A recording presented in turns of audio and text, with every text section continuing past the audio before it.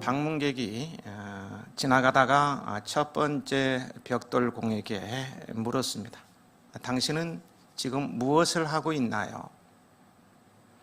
벽돌공은 그 사람을 쳐다보지도 않고 거친 말로 내가 무엇을 하고 있냐고? 이런 바보 같으니 지금 벽돌을 쌓고 있잖아. 그 방문객은 두 번째 벽돌공에게 가서 똑같이 물었습니다. 당신은 지금 무엇을 하고 있나요? 그러자 두 번째 벽돌공은 당신이 보다시피 나는 지금 빌딩 벽을 만들고 있어 라고 뚱하게 대답을 합니다. 이제 그 방문객은 세 번째 벽돌공에 가서 똑같이 물었습니다. 당신은 지금 무엇을 하고 있나요? 그래서 세 번째 사람은 뒤로 돌아서 방문객을 쳐다보면서 말했습니다. 나는 지금 병든 아이들을 위해 병원을 짓고 있지요. 그래서 그 아이들이 이곳에 와서 도움을 받고 치료되기를 바라고 있습니다.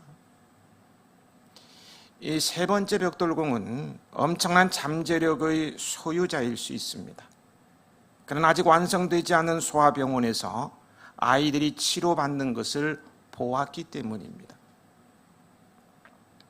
그렇다면 여러분은 왜 지금 그 일을 하고 있습니까? 단순히 생활을 영위하기 위해서? 남들이 하니까 덩달아? 일이 즐거워서? 주변 사람이나 사회에서 인정받기 위해서? 돈 벌기 위해서? 출세하려고? 사회에 공헌하기 위해서? 왜 그 일을 하고 있습니까?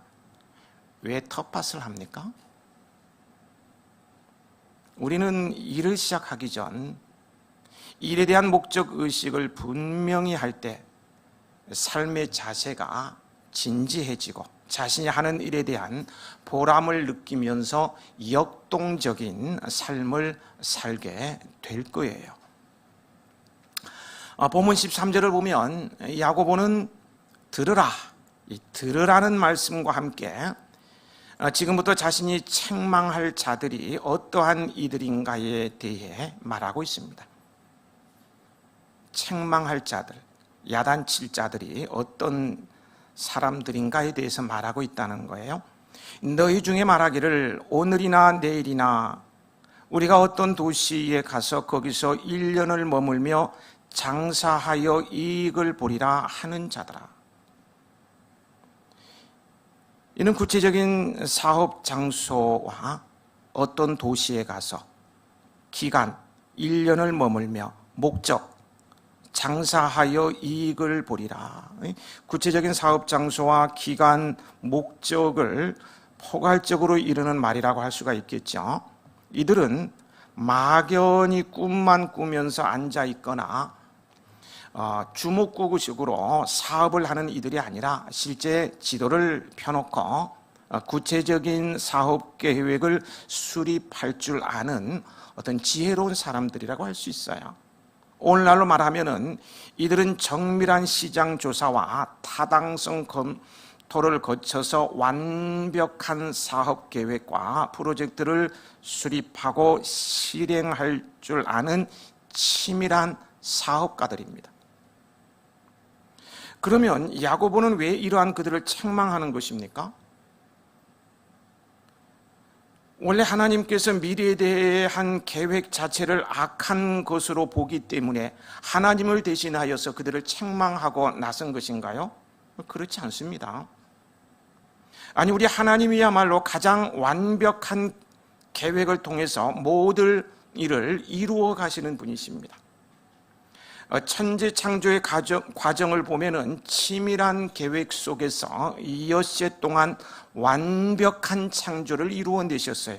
거기에는 실수도 조금도 없고요, 아쉬움도 없습니다. 완벽했어요. 그러나 사람이 하는 일에는 언제나 실수가 있고 완벽하지 못하지요. 지금 헤아림 텃밭, 계속 제가 헤아림 텃밭 얘기를 많이 하게 되는데요, 이 헤아림 텃밭 나눔 장터, 아주 단순한 프로젝트로 1년 전부터 제가 나름대로 구상을 했는데요. 장터를 개설하고 난 다음에 아쉬움이 남습니다. 그 중에 하나가 시간입니다. 2시부터 5시 가장 더운 시간에 장터를 개설. 사람들이 그 시간에 잘 안 와요. 그래서 이거 차라리 5시부터 8시까지 있으면 좋았을 텐데 아쉬움이 남더라고요. 어제는 5시 전에 전부 완판을 했습니다만은 어떻든 간에요.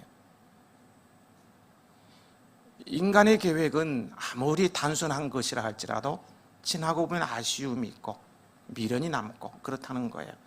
이런 인간과는 달리 하나님의 계획은 언제나 완벽하십니다.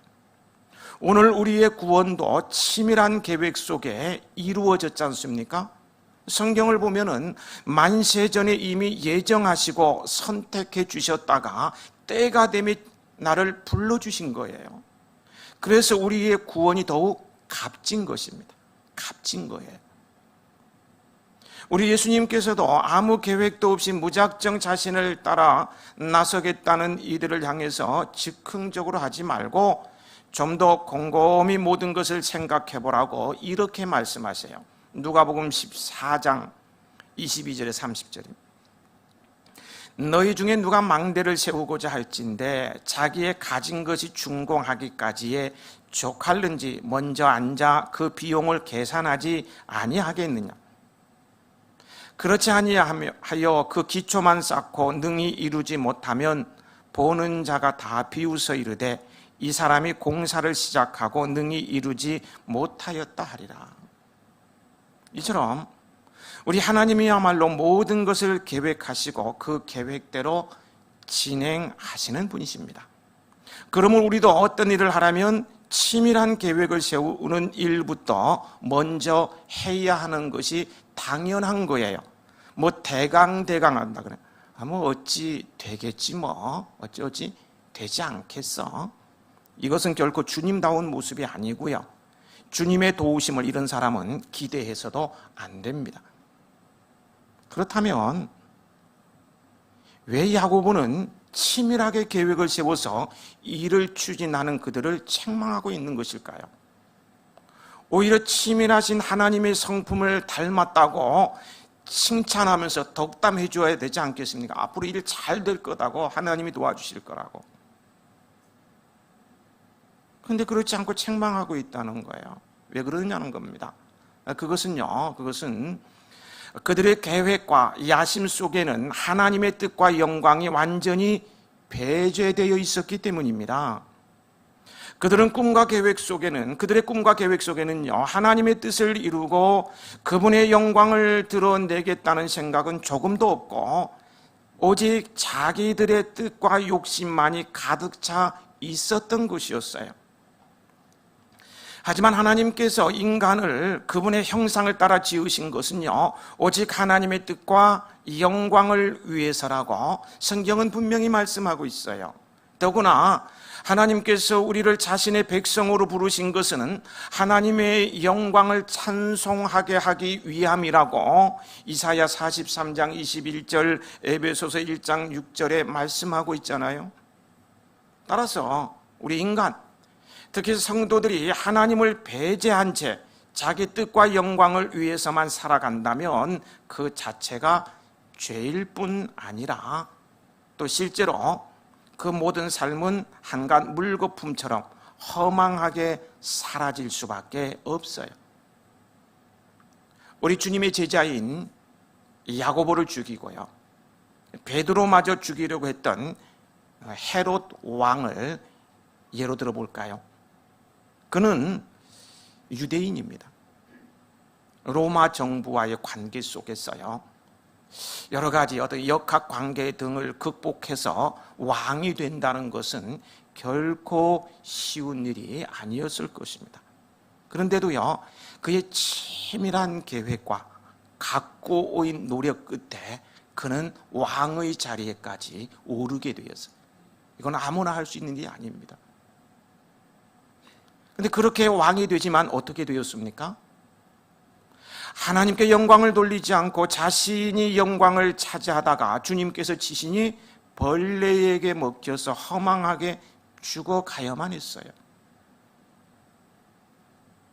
이러한 사실들에서 알 수 있듯이요, 우리는 이 땅을 살아감에 있어서 치밀한 계획을 세우고 큰 꿈을 갖는 것도 중요하지만 그에 앞서 이 모든 것 앞에는 먼저 하나님의 뜻과 영광이 전제되어 있어야만 한다는 사실을 절대로 잊어서는 안 됩니다. 여러분은 내 뜻과 욕심을 앞세우기 전에 먼저 하나님의 뜻과 영광을 생각하고 이를 성취시키는 지혜롭고 복이 있는 성도들이 되시기 바랍니다. 우리가 하나님의 영광과 그분의 뜻을 이루기 위해 일을 계획하고요, 진행하는 일이라면요, 하나님이 경영을 이루어 가실 거예요. 하나님께서 경영을 이루시면 어떻게 되는지 아십니까? 이사야 14장 24절이죠. 만군의 여호와께서 맹세하여 이르시되 내가 생각한 것이 반드시 되며 내가 경영한 것을 반드시 이루리라.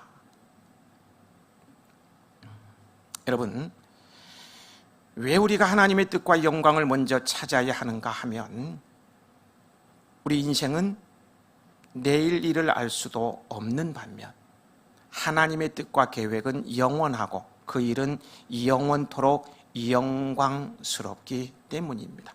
그러므로 우리는 하나님의 뜻과 영광을 먼저 찾아야만 내일의 삶도 풍요로워질 수 있는 것입니다. 14절 말씀 함께 읽으시겠습니다.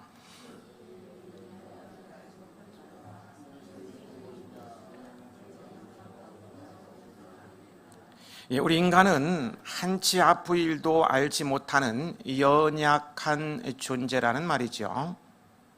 우리는 이 사실을 요즘 아주 뼈저리게 실감하고 있지 않습니까? 2020년, 2020, 부르도 좋아요. 2020년도를 맞이하면서, 새해를 맞이하면서 나름대로 꿈을 가지고 시작을 했는데, 코로나19라는 전염병으로 꿈들이 이렇게 초장에 완전히 박살나버리고요, 온 국민이 직장인이든 소상공인이든 학생 할 것 없이 어린 아이들까지 몸살을 앓게 되리라고 꿈인들 생각을 했겠습니까? 안 했어요. 자칭 예언가라고 하는 사람들, 미래를 예측했다고 하고, 누가 대통령이 되는 것도 나는 예측했고, 어디에 태풍 부는 것도, 기근도 예측했다는 그런 자칭 대예언가들도 코로나19가 올 것은 예언 못했어요. 예언 못했어요. 온 세계가 지금 몸살을 앓고 있는 거예요. 한치 앞도. 교회적으로도 지난해 새 성전을 짓고 연착륙을 성공적으로 저는 했다고 생각을 하고요, 새해를 맞이하면서 이제는 뭔가 해보겠다는 눈에 보이는 어떤 프로젝트와 저 내면에 저 혼자만 가지고 있는 이런 계획들을 가지고, 공개하지 않은 계획들을 가지고 아주 야심차게 저 나름대로는 출발했습니다. 근데 요즘 먹먹합니다. 먹먹해. 웃는 게 아니에요.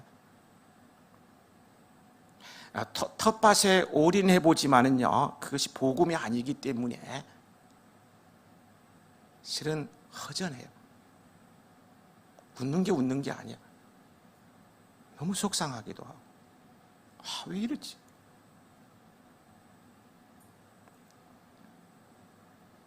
우리 인간은 한치의 앞의 일도 알지 못하는 연약한 존재인데요, 마치 장래 일을 훤히 아는 듯이 내일 일을 장담하며 절대로 교만하지 말아야 합니다. 우리 인간들이 단 5분 후의 일도 예측하지 못한다는 사실을 성경은 여러 가지 예들을 통해서 분명히 보여주고 있어요. 당장 내일 자기가 세운 나무에 자기가 달려 죽을 줄도 모르고 그 나무의 원수인 하여튼 눈 뜨면 보기 싫은 이 모르드게를 매달게 될 것을 자축하면서 잔치를 열고 자기의 부귀 영화를 자랑하던 하만 보세요. 하루아침에 그 나무에 자기가 달려 죽잖아요. 또 하나님을 피하기 위해 배에 올랐으나 오히려 폭풍을 만나 바다에 던져지는 신세가 되고 말았던 선지자 요나를 보세요. 그리고 바울의 권면을 무시하고 선장의 말만 듣고 항해하다가 바다 한가운데서 유라굴로라는 광풍을 만나 파선 직전까지 몰렸던 로마 행패 등등 이러한 사실을 입증해 주고 있어요. 어떠한 사실요? 인간은 한치의 앞의 일도 알지 못하는 참으로 연약한 존재라는 사실을 성경은 여기저기서 입증해 주고 있어요. 우리의 일상생활 속에서도 입증되고 있지 않습니까?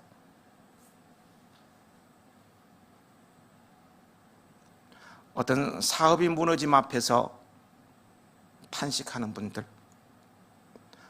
어떠한 사고로 배우자를 앞세워서 탄식하는 그런 분들을 뵐 때마다 참 인간이 무상해.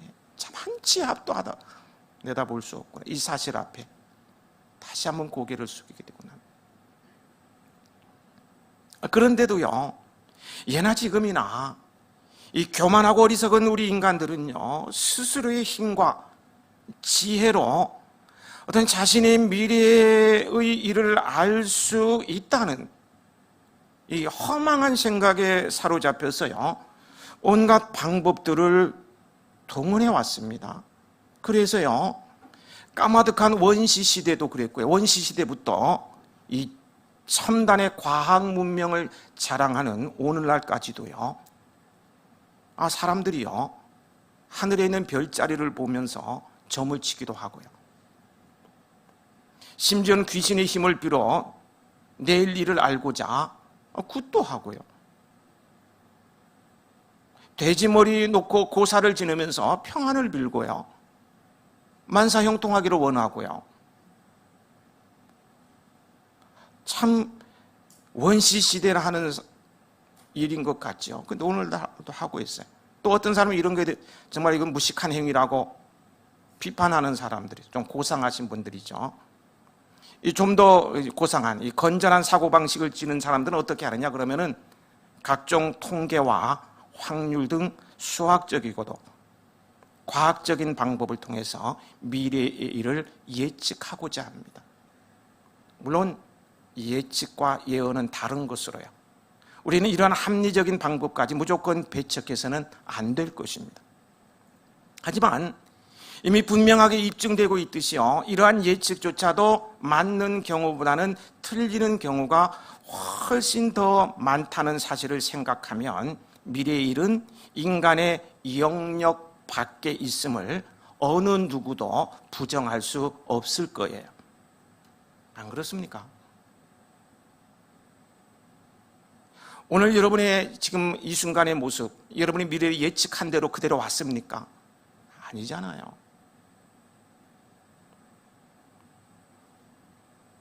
이는 너무나 당연한 일이에요.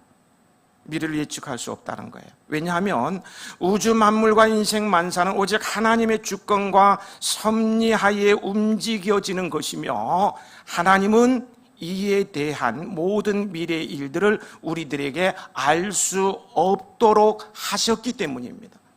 성경적 근거를 댈까요? 전도서 7장 14절이에요.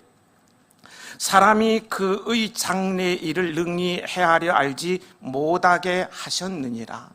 하나님이 알지 못하게 하셨어요. 인간의 생사화복을 주관하시고 섭리하시는 하나님이 알지 못하게 했기 때문에 어느 누구도 알 수 없다는 거예요. 그래서 잠언 기자는 너는 내일 일을 자랑하지 말라. 하루 동안에 무슨 일이 일어날는지 내가 알 수 없음이니라고 27장 1절에 말하고 있잖아요. 하지만 인생이 알 수 있는 확실한 일 두 가지는 있어요. 미래의 일을 우리가 알 수 없지만 이 두 가지만은 알 수 있다는 거예요. 그것이 무엇인지 아십니까? 우리는 모든 것을 성경에서 답을 찾는데 성경에 나와 있어요. 그것은 모든 인간은 죽는다는 것과 그 후에는 심판이 있다는 사실이에요. 히브리서 9장 27절 한 번 죽는 것은 사람에게 정해진 것이요 그 후에는 심판이 있으리니 라고 분명히 말씀하고 있습니다. 죽음 직전까지의 구체적인 일은 그 누구도 알 수 없으나 죽음과 심판이라는 과정이 있다는 사실만큼은 확실하다는 거예요. 그럼 우리는 세상의 어리석은 자들처럼 알 수도 없는 내일 일을 알기 위해 허망한 노력을 기울이기보다는 반드시 있을 죽음과 그 이후의 심판을 생각하며 오늘 우리가 어떠한 모습으로 살아야 할지를 진지하게 생각해 보아야 합니다. 심각하게 고민하며 생각해 보아야 한다는 거예요. 여러분은 오늘을 어떻게 살아가시겠습니까? 그냥 되는 대로 살다가 죽으면 끝인가요? 아니라니까요. 성경이 분명히 아니라고 말하고 있죠. 그럼 어떻게 살겠느냐는 거예요. 그래 누가복음 12장에 나오는 어리석은 부자처럼요, 교만한 마음으로 내 영혼아 여러 해 쓸 물건을 많이 쌓아두었으니 평안히 쉬고 먹고 마시고 즐거워하자라면서 내일 일을 장담하며 자기 욕심을 따라 살다가 허망한 죽음을 맞는 것이 아니라 주어진 인생을 하나님의 뜻을 생각하며 그 뜻대로 살아감으로써 심판의 날에 생명의 부활로 나아가는 복된 복이 있는 주의 자녀들이 되시길 소망합니다. 그리고 우리 인생을 잠깐 보이다가 없어지는 안개로 비유한 것은 짧고 불확실하면서요, 이 허무한 인생에 대한 아주 적절한 비유라고 할 수 있을 거예요. 그렇다면 안개와 또 같이 속히 지나가는 이러한 인생을 우리는 어떠한 자세로 살아가야 할 것인가? 또 고민해 봐야 되지 않겠습니까? 진지하게 생각해 봐야 되지 않겠습니까? 안개와도 같이 속히 지나가는 이러한 인생, 우리는 어떠한 자세로 살아갈 것인가? 잘 들어보세요. 귀를 기울여 보세요. 이 눈이 다치는 분은 샤트를 좀 올리셔서 집중 좀 해보세요. 내일을 예측할 수도 없고 안개와 같은 짧은 인생이기에 우리에게 있어서 가장 중요한 시간은 바로 이 순간이며 또 가장 중요한 사람도 바로 지금 내 앞에 있는 사람입니다. 그러므로 이 순간에 충실해야 하며 바로 앞에 있는 사람에게 최선을 다해야 합니다. 왜 그렇습니까? 과거는 이미 지나갔고요. 미래는 내 손 안에 있지 않기 때문입니다. 따라서 우리가 후회 없는 인생을 살기 위해서는 바로 지금 이 순간에 충실하고 지금 내 눈앞에 있는 사람을 위해 최선을 다해야 합니다. 그게 미래를 준비하는 삶이라는 거예요. 바로 지금 이 순간에 충실하고 지금 눈앞에 있는 사람을 위해 최선을 다해야 된다는 거예요. 이 말씀을 지금 적용해 볼까요? 적용입니다. 지금 이 순간은 자세를 가다듬고 온 마음과 정성을 다해 예배에 충실하고 눈앞에 누가 보입니까? 여러분 눈앞에 누가 보이느냐는 거예요. 안개가 자욱해서 안 보이는가요? 목사가 보이잖아요. 제가 보이죠. 보이는 목사에게 최선을 다해야 됩니다. 최선을 다해야 돼요. 어떻게 최선을 다하는 건 뭐예요? 청종하라는 것. 강단에서 선포되는 지금 말씀, 하나님이 세우신 주의 종을 통해서 선포되는 말씀을 청종하라는 거예요. 눈앞에 보이는 사람, 청종하라는 거죠.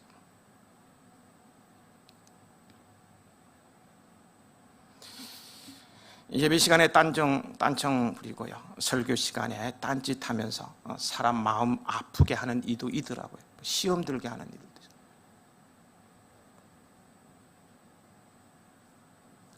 그러면 하나님의 은혜가 임하지 않죠. 가정에 적용해 볼까요? 가정의 울타리 안에서는 언제 누구에게 잘해야 됩니까? 언제 누구에게? 지금 이 순간. 언제는 지금 이 순간. 누구에게는? 배우자에게 잘해야 돼요. 부모에게 잘해야 돼요. 자녀에게 잘해야 되는 거예요. 우리 부부를 놓고 생각해 봅시다. 배우자에게 잘해야 돼요. 부부 중에요, 어느 한쪽이 먼저 세상을 떠날 때에, 언젠간 떠나지 않습니까? 가는 이가 남는 이에게 공통적으로 하는 짧은 말이 있어요. 오늘 집에 가셔서 영화를 한번 보시기 바랍니다. 주고 마지막 장면들만 모아서 무슨 말을 공통적으로 남기나. 가는 이가 남는 이에게 공통적으로 하는 짧은 말이 있는데요, 그것이 뭔지 아십니까? 아직 경험해보지 않아서 모르시겠어요? 제가 가르쳐 드릴까요? 여보, 미안해. 짧은 한마디. 여보, 미안해. 이 말 속에는요, 참 많은 뜻이 내포되어 있을 거예요. 세상에 많은 짐을 맡겨놓고 가는 것이 미안할 수도 있겠고요, 함께 살아오면서 좀 더 잘해주지 못한 것이 미안할 수도 있어요. 그동안 마음 아프게 한 것이 미안할 수도 있고요. 여러분은 만약에요, 여러분이 시한부 가정입니다. 내가 시한부 인생이 한 달, 1개월의 삶이 남아있다면 눈앞에 보이는 배우자에게 어떻게 하시겠습니까? 부부가 같이 앉았으면 옆에 분 한번 보세요. 어떻게 하실 거예요? 어떻게 하실까요? 따라서 하시거나, 있을 때 잘해. 있을 때 잘하시기 바랍니다. 그게 행복이에요. 그게 내일을 준비하는 삶이에요. 성경은 범사에 모든 때가 있다고 말씀하고 있습니다. 동시에 때를 얻든지 못 얻든지 말씀을 전파하고 지금 이 순간 받은 사명을 위해 최선을 다할 것을 디모데후서 4장 2절은 명령하고 있어요. 그럼 우리는 주님의 가르침대로 안개와 같이 신속히 지나가는 이 짧은 인생을 후회 없이 살아가는 길은 오직 지금 이 순간에 충실하는 것임을 기억하고요, 뒤로 미루지도 말고 환경이 좋아지면, 이때가 지나가면 이라고 하지 말고 지금 손에 닿는 대로 모든 일과 사람에게 최선을 다하고 받은 사명을 위해 온 힘을 기울이는 성도가 되어야 합니다. 이것이 곧 하나님을 기쁘시게 해드리는 삶이요, 하나님의 영광을 위해 사는 길이기도 하는 거예요.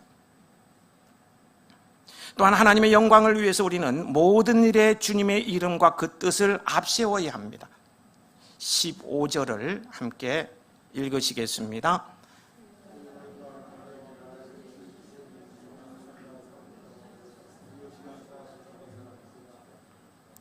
우리가 성도라면 모름지기 매사에 있어 자기 뜻과 계획을 내세우기 전에 먼저 하나님의 뜻을 묻고 그것을 힘써 행해야 할 것이라는 그런 말씀입니다.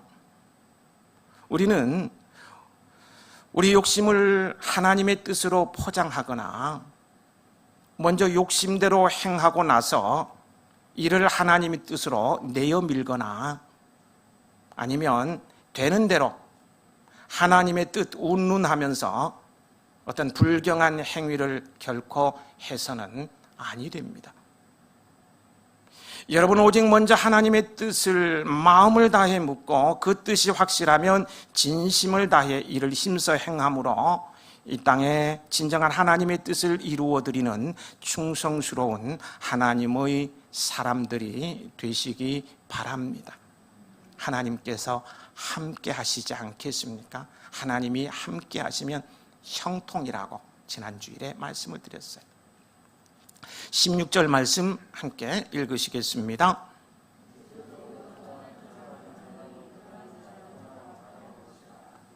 여기서 허탄한 자랑이란 원어적인 의미는요, 교만한 마음으로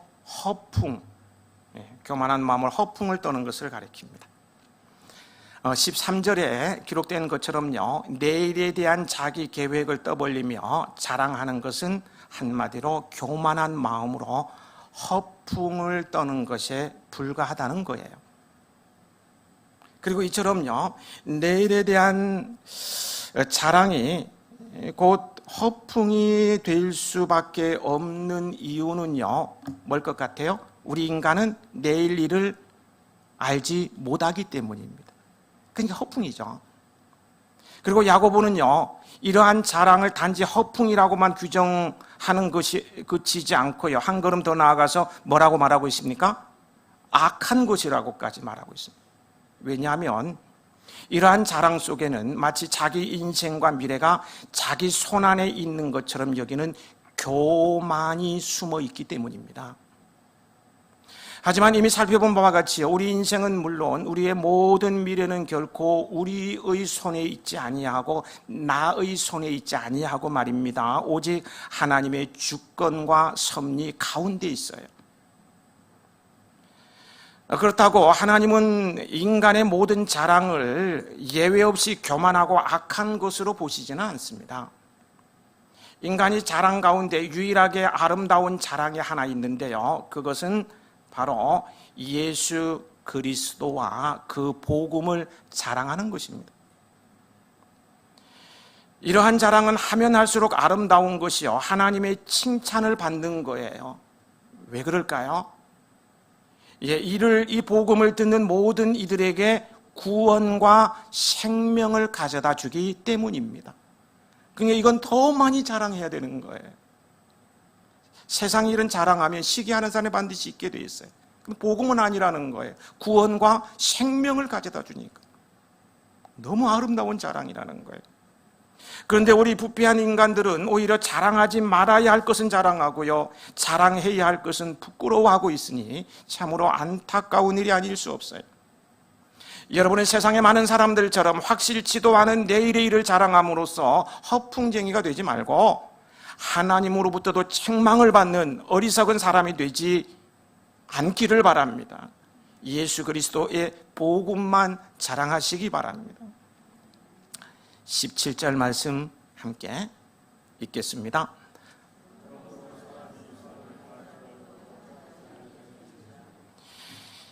이 말씀은 죄에 대하여 일반적으로 사람들이 생각하고 있는 어떤 그릇된 통념을 여지없이 깨부수고 있습니다.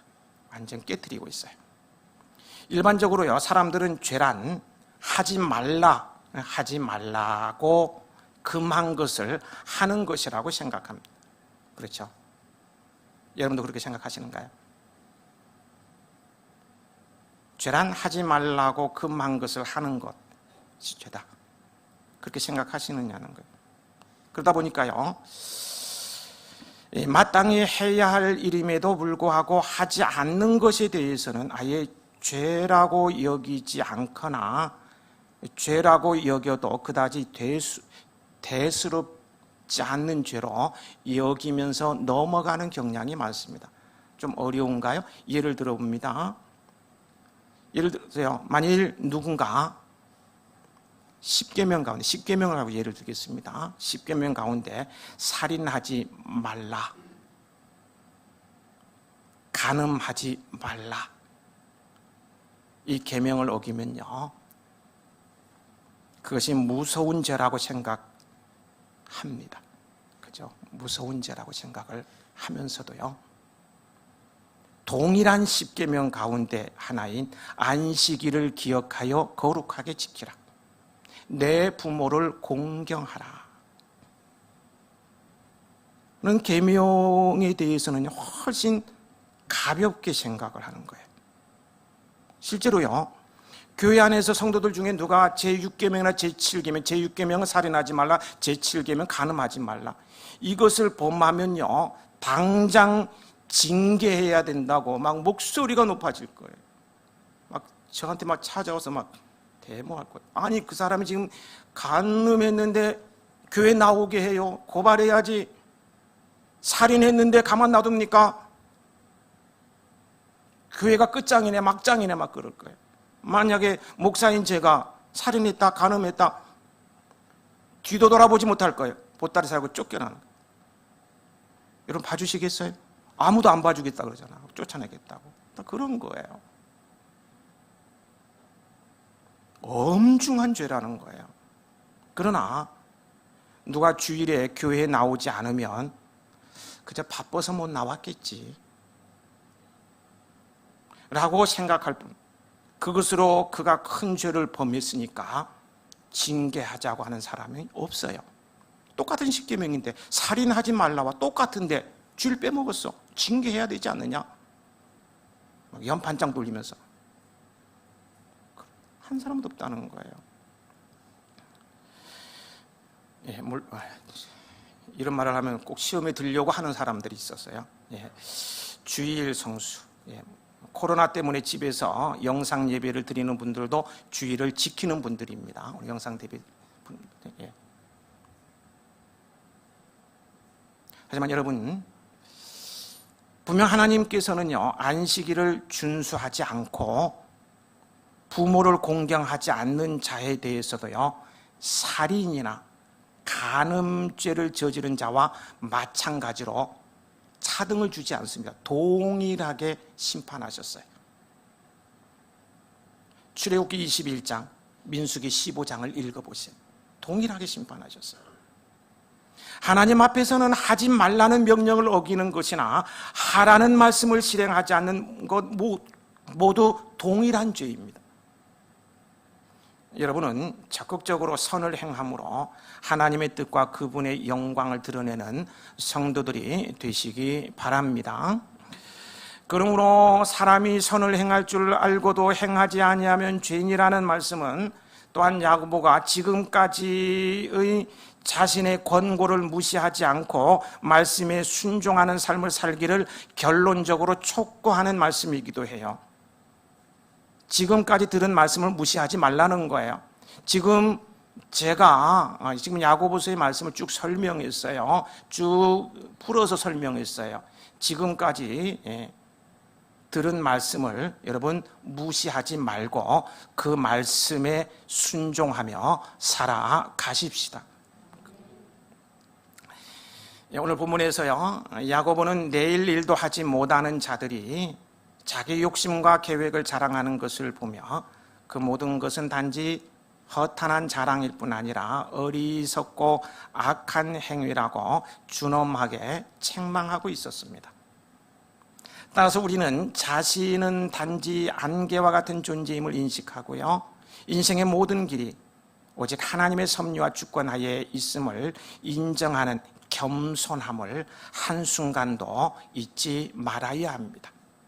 그리고 늘 하나님의 뜻을 먼저 구함으로 남은 인생을 하나님께 맡기며 오직 예수 그리스도의 십자가와 부활만을 자랑하는 삶을 살아감으로써 이 땅에서도 이 세상에서도 형통하고요, 장차 하늘에서도 칭찬과 상급을 받는 지혜롭고 복 있는 성도들이 되시기 바랍니다. 다시 말해서요, 장사를 하든 사업을 하든 직장 생활을 하든 공부를 하든 전업주부가 되든 마시든지 먹든지 무엇을 하든지 하나님의 영광을 위해 예수 그리스도를 자랑하기 위해 그 일을 한다는 분명한 목적 의식이 있어야 합니다. 거기에 하나님의 은혜와 복이 있습니다. 여러분은 그런 분명한 목적 의식을 가질 수 있으시기 바랍니다. 말씀을 준비하면서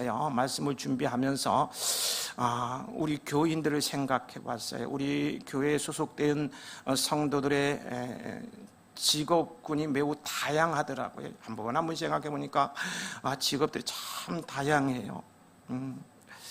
사자로 끝나는 직업부터 시작해서 전업주부에 이르기까지 정말 다양한 분들이 우리 교회에 이렇게 소속되어 있다는 사실을 다시 한번 발견하게 됐어요. 그렇다면 여러분, 오늘 설교의 제목을 결론의 질문으로 던지면서 말씀을 맺겠습니다. 왜 그 일을 하십니까? 여러분은 지금 무엇을 위해 그 일을 하고 있습니까? 이 질문에 대한 분명한 해답을 가지고 살아가시길, 그러므로 형통하시길 축복합니다.